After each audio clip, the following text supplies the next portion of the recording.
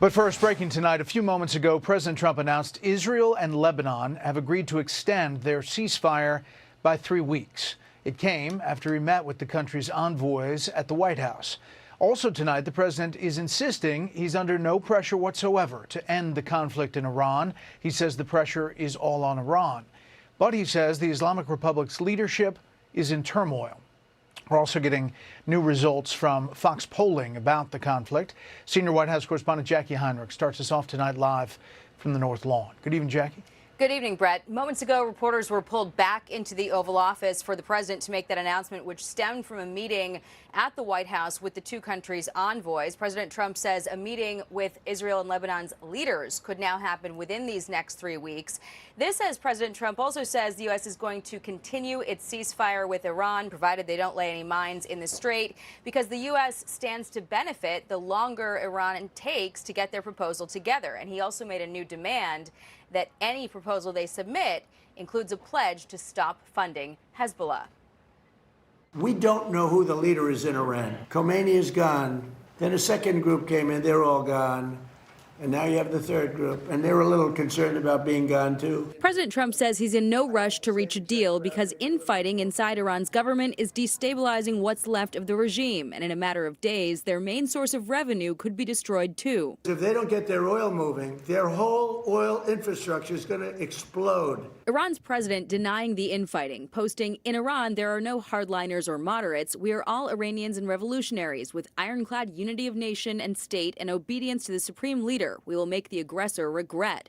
The same message Iran's parliament speaker posted earlier before reportedly resigning from his role as a negotiator, citing meddling from IRGC hardliners.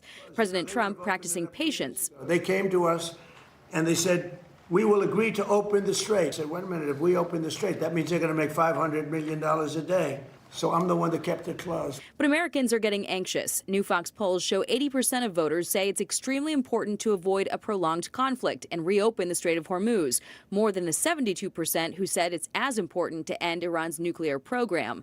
Although support for the operation is growing, up to 45% from 42% last month, a majority, 55%, still oppose. This as 39% of voters say the operation will make the U.S. less safe in the long run, and a quarter say it will make no difference. And voters are nearly split on their opinion of how the U.S. is doing in the war. 49% believe not well at all. 51% say it's going well or somewhat well.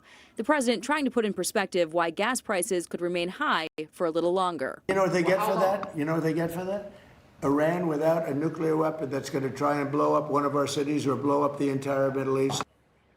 And new tonight, the USS George H.W. Bush has reached the Indian Ocean. It'll join the Gerald Ford and Abraham Lincoln. It's the first time since 2003, leading up to the invasion of Iraq, that the three aircraft carriers have been in the same region at the same time. The Bush is going to replace the USS Ford, which has been at sea for more than 300 days, marking the longest deployment of an aircraft carrier since the Vietnam War. Brett. Jacqui, what about reports this evening that Russian President Vladimir Putin may possibly attend the G20 summit later this year in Miami? Yeah, the president was just asked about this in the Oval Office when he was talking about an extension of this ceasefire between Israel and Lebanon. He said that he was not aware of an invitation, but it would be helpful, although he doesn't know if Putin would come. He says that he believes in talking. Brett. Jacqui Heinrich live on the North Lawn. Jacqui, thanks.